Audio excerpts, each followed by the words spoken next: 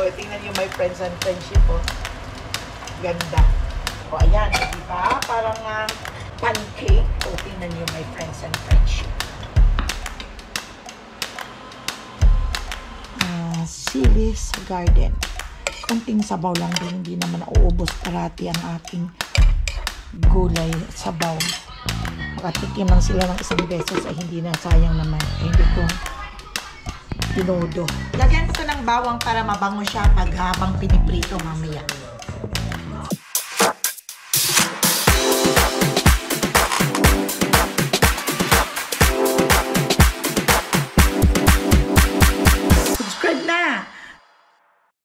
Welcome back to my channel.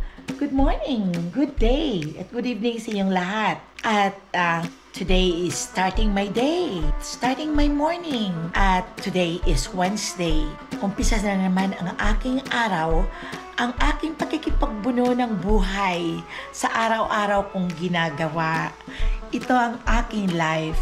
So my friends and friendship, let's enjoy lahat ang ating mga ginagawa. So ngayon, morning, I'm preparing our breakfast. Dahil hindi pa kami nakapag-breakfast.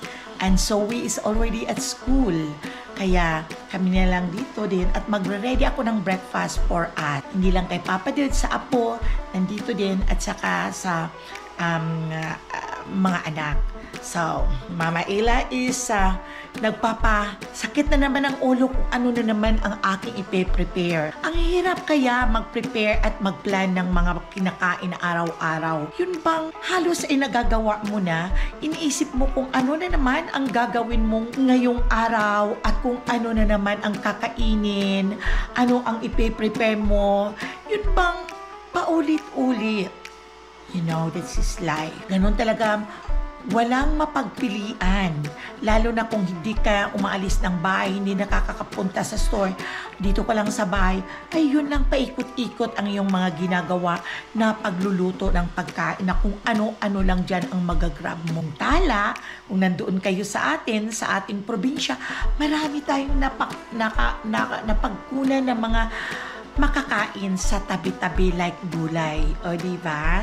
Kaya ngayong umaga ako ay nakapag-coffee. Ubus na yung coffee ko, my friends and friendship. At nandoon ako galing kay Papa Dude sa kwarto at inalis ko na ang kanyang dialysis. That's Mama Ella job for him. Yun ang ginagawa ni Mama Ella. Besides sa tatrabaho dito sa bahay, sa lahat ng mga ginagawa ko para sa kanila, sa mga apo, ay doon pa rin ako kay Papa Dude. Mama Ella is already old. But hindi ko iniisip na I am old. Iniisip kong I'm still strong at I am still happy and I'm still know how to smile and appreciate all things beautiful sa surrounding natin. Ganun din ang gagawin niyo, my friends and friends. Always appreciate the thing that what you have sa mga paligid ninyo. Dahil yun ang life, o diba? Dahil binigyan tayo ng digad ng buhay, ng time na mabuhay pa. So, anong gagawin natin? Let's create the world happy. Right? Okay, luto mo na si Mama El. Yes. At bago tayo magpatuloy, my friends and friendship, gusto kong i-shout out ang aking friendship na si Edith Hernandez. Saan ba kayo, Edith Hernandez? Nasa Maryland ba kayo? Saan ba kayong lugar? Hindi ko natandaan kung saan kayo dito sa part ng state. At good morning at shout out din pala sa ating mga friends na mga subscriber na si Raquel Buco.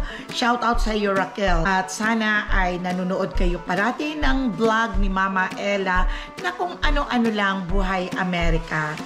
At huwag kayong makalimutan i-subscribe ang vlog ni Mama Ella. Kung wala kayong YouTube channel, sign in na kayo. At subscribe si Mama Ella. At sino pa kaya?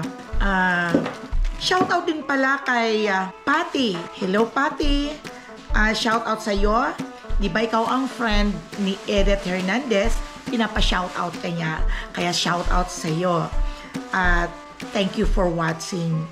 Sana'y huwag kayong magsasawa na manood ng aking vlog. Magre-ready muna si Mama Ella, my friends and friendship, ng aming breakfast ngayong umaga. Magre-ready muna at hindi pa kami nakapag-breakfast. Kaya dyan lang muna kayo at abangan na lang ninyo ang ginagawa ni Mama Ella dito sa bahay namin. At this is ang buhay namin sa Amerika. Abangan ninyo. Nagsisimula na naman ang aking talan. Nag-uumpisa na naman sunggirit-sit ang aking mga niluluto. Gagawa lang ako ng bacon at ano ko lang, to toast at ipiprito ko lang, my friends and friendship. Same as usual. At itlog, yun lang naman ang mag-partner. At saka bread, oatmeal, paulit-ulit, walang saging, hindi kami nakabili ng saging. Then nung pumunta ako sa Oriental Store, my friends and friendship, ay yung over-ripe na ang saging, kaya ayaw ko yun.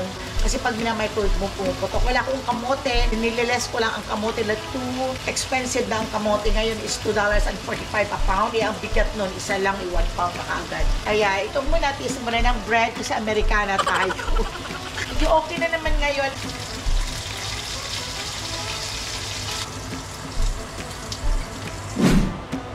May mga bago naman akong frying pan doon at mga kaldero, pero hindi ko naman ginagamit sa pang-araw-araw. Hirap maglinis, kaya doon lang, ito lang muna. Pwede nang itapon niya ito, kaya sana nangihinayang ako. Yes.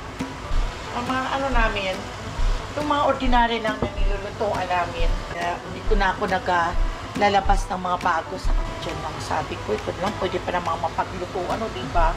Hanggat nagagamit, huwag muna itatapon, nangihinayang ako. Ugali pa rin sa Pilipinas ang ugali ko, my friends and friends. Yung anak ko gusto itatapon. Sabi ko, mo itapon. Bakit mo itatapon? Eh, pwede pa yung mapaglutuan. Dalawang klase ang egg kong lulutuin ngayon. Ang scrambled egg at saka ang sunny side up egg.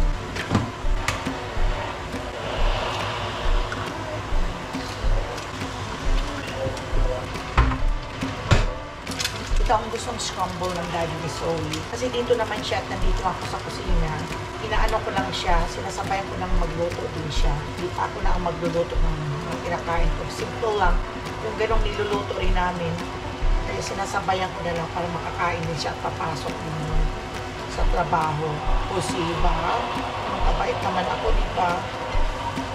At dito sa bahay ay niluluto ko ng pagkain. May oatmeal pa ako. Sobra ito di Zoe kanina nung magluto ako. At ito gagawa ako ng scrambled egg. Ang scrambled egg. Ganon kami kagastos dito sa itlog. Ang dami-daming itlog namin na consume dito sa bahay. Kasi sa umaga, iba't iba nga gusto ng itlog. May sunny side up, may scrambled egg. Kung bang parang ganon, ito ang easy lang kasing lutuin at easy kainin. Kasi magluluto ka pa, yun ay ginagawa lang sa tanghali. Pag nagluluto ng mga kung ano-ano, ito easy lang lahat. Kaya mas mabuti yung may itlog, kaya masyado kami magastos sa itlog. Parang kusinero talaga. Okay. Ipat ko para malaki-laki ang apoy. Doon eh. May time pa si Mama Ella, gagawa ako ng mango float. Yun ang aking gagawin. Kaya abangan na lang niyo kung matutuloy akong gawin ang mango float. Baka wala ng budget. O, tingnan niyo my friends and friendship ko. Ganda. Uh-oh. Teka, baliktad ko. Baliktad. Minsan, ganito na ang ginagawa ko minsan kasi kung minsan parati ng sunny side up.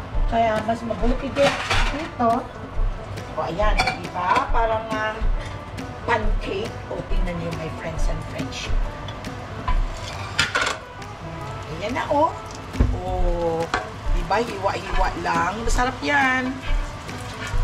Nag-change mind ako. Instead na tinapay ang kakainin na oatmeal, nagtangag ako ng kanin. Sinangag ko sa star margarine. At mayroon pang leftover na isda, mayroong itlog akong luto, may hotdog, ipapartner yan at may coffee. Sarap sa umagahan yung ganon. Sarap talaga kainin.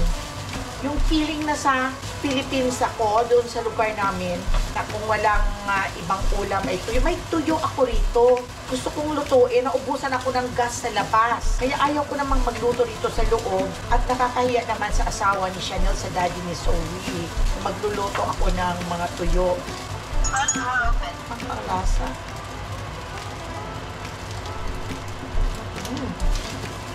Masarap ang star margarine sa pinangag na kanin. Malinamnam talaga siya. Inahan ko lang para maubos. Kasi minsan, yung mga leftover pa, binibigay lang namin. At yung mga leftover namin, mga rice na may mga putahe, mga pagkain, save ko yun. Binibigay ko sa aming dog. Bukod sa meron siyang pagkain, nasasawa din siguro sa pagkain niyang dog food. Kasi wala nang ngipin ang aso namin sa likod. Patanda na yun, kaya pag binigyan ko siya ng kanin, nako, happy talaga siya.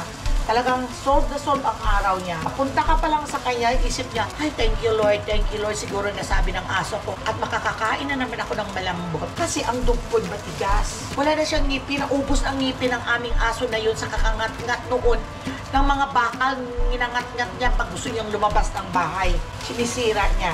Ayun, wala na siyang ngipin. Din, magsisi siya, hindi siya makakakain ng medyo chicken na may buto o kaya pork na may buto, kaya nagtitiis na lang siya dito sa kanin ng mga Pilipino. Ang pinapakain sa nilagyan ko ng sabaw. Kung walang sabaw, nilagyan ko ng mga salsa kung ano dyan, lagyan ng konting tubig. Hindi na kasi makanguya. May edad na siya si Molly. O, kala niyo tayo lang ang matanda, hindi marunong makanguya. Yung dog food namin, kaya pumayat siya. So siguro, nilululun lang niya ang kanyang dog food. Oh my God, ikaw ba naman ang maglulun ng dog food na yun, na ganyang kalaki? Hindi kaya yung magpaparalahan sa lalamunan. Kaya bigyan ko lang siya ng ng kanin. Ginulat ako, my friends and friendship ni Jarrell. Walang ginagawa, ginulat niya ako. Kasi feel na feel kung nagkukwento sa iyo, tapos, sabi ko, nagulat talaga ako, grabe. Okay, yun. Kaya ang aso namin, ay pinapakain ko ng kanin at mga leftover naming mga chicken, yun naman, tuwa naman. Dahil sa isip-isip niya, chicken ba naman ang ulam niya eh. Kasi hindi naman nauubos yung mga binibili naming chicken sa Costco. Kaya ginaganon-ganon ko yan, hinihimay-himay. Lagay sa kanin at lagyan ng konting tubig. Di ang sarap na kain niya, kahit kasi yun ang gusto niya, may sabaw-sabaw eh, hindi siya makanguya nga. Yun nga, my friends and friendship. Ayan na! This morning, ayan yung taong yan naggulat sa akin. Nagulat, muntik ko nang nabigkawan ang halo ng kanin. Ito kagabi, ito yung kaya nag-decide akong ito na ang kakainin namin, kanina lang. At para kahit anong oras kami kumain ay pwede. Nagbukas ako ng watermelon, my friends and friendship. Ang ganda ng kulay. Very, very red at matamis talaga siya. Masarap. Sarap talaga ng panglinis ng ngipin ito. Pagkatapos mo kumain, masarap talaga siya.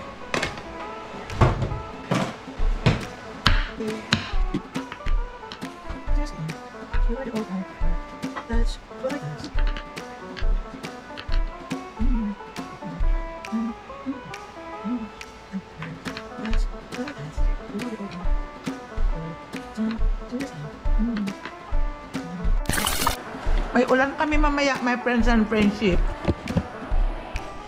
Mamaya, makulimlim. Pero gusto namin pag umulan. Akala namin hindi nakatikim ng ulan, my friends and friendship. Sarap ng sinangag. Sinangag ko lang siya sa Kumain nga na itong hotdog na okel.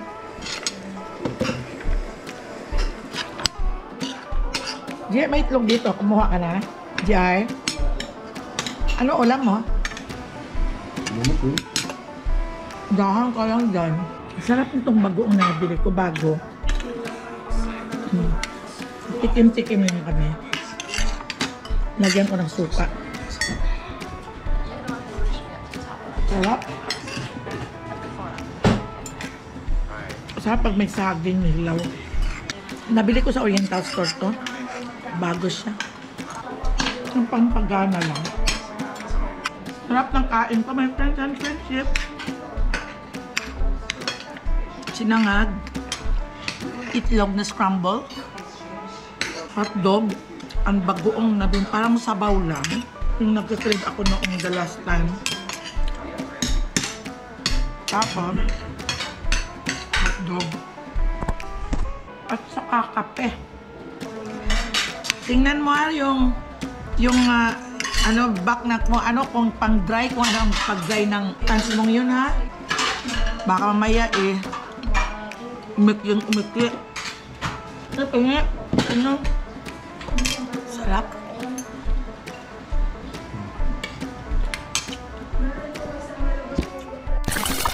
Ito, magluluto tayo ng fish.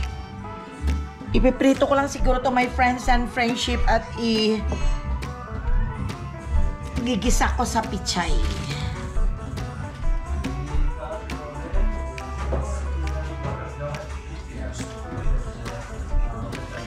So, lagyan ko muna to ng asin. Lagyan ko to ng bawang para mabango siya pag habang piniprito mamaya. Tapos, ito siya lagyan ko siya ng suka para medyo ma-eliminate ang langsa. Bawang. Meron akong bawang doon na yung yung durog, yung galing sa Costco. Pero mas gusto ko ito. Fresh ang kanyang amoy.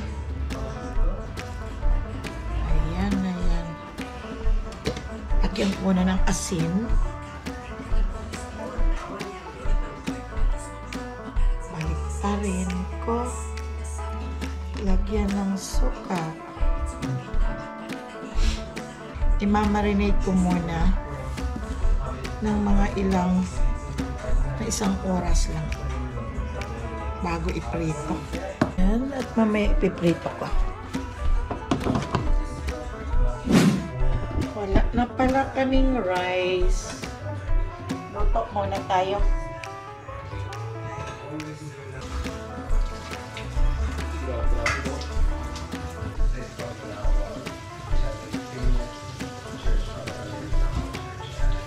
Saing muna ako, my friends and friendship.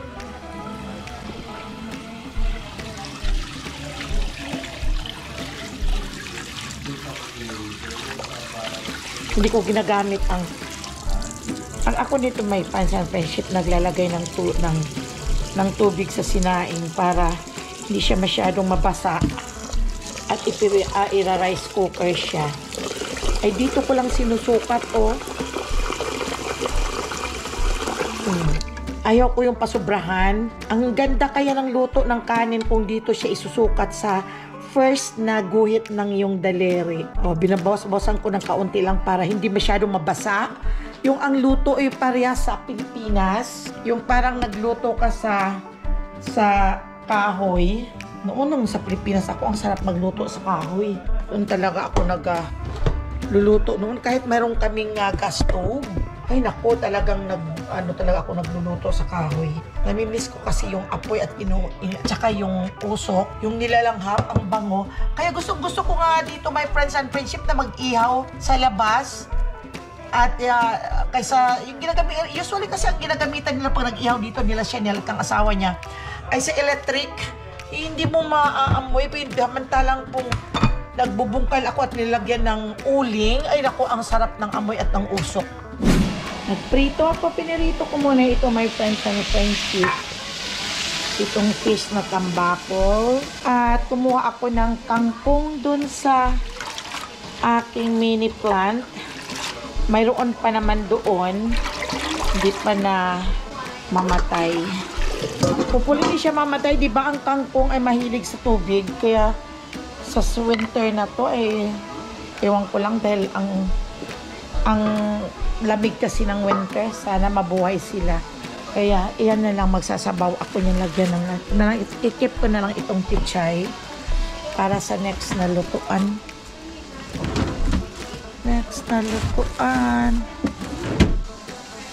Prito muna si Mama Ella. Naka-ready na yung ating mga panggisa. Ay, yung bawang hindi pa. Mamaya na lang. Ito na siya na iprito. Ano siya, my friends and friendship, at ako ay magigisa.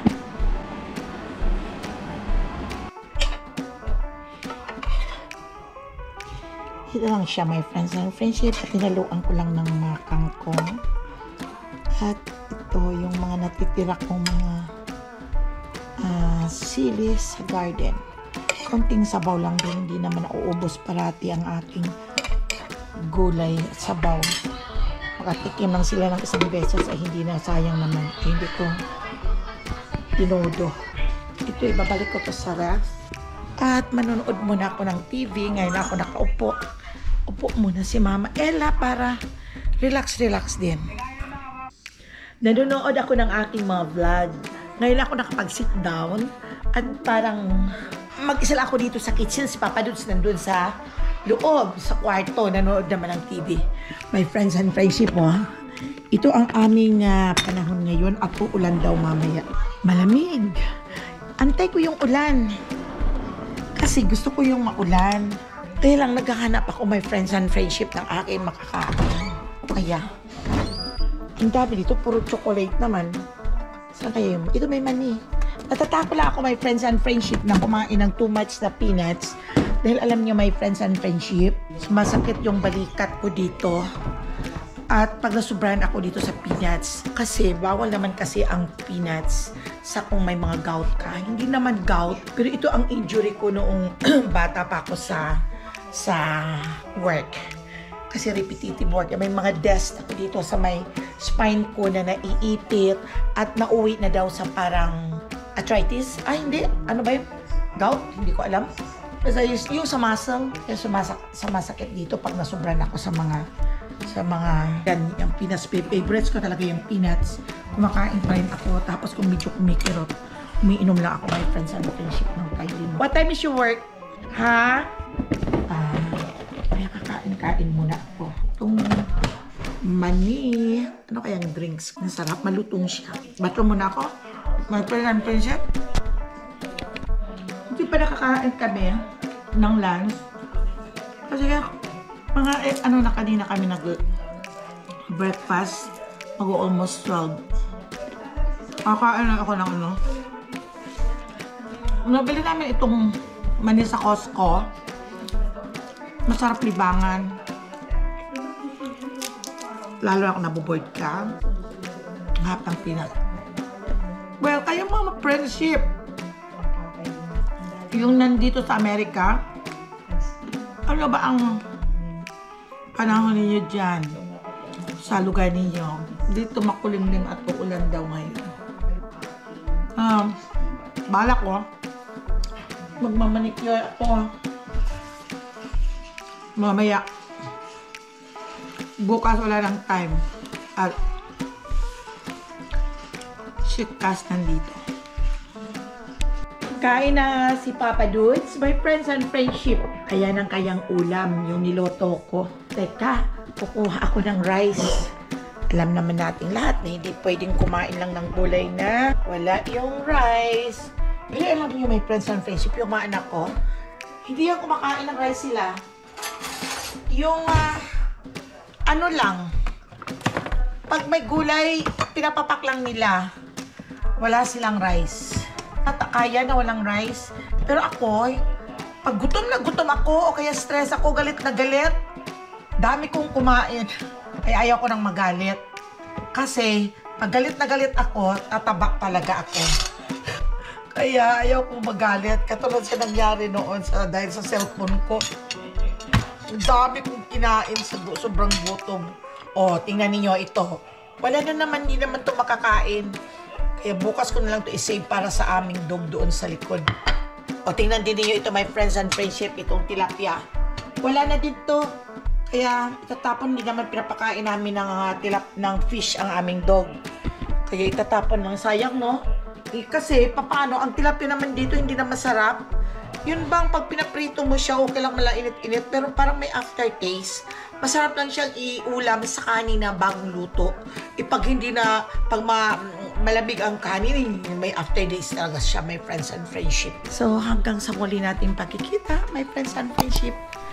Till we meet again in my next vlog. Bye-bye, my friends and friendship.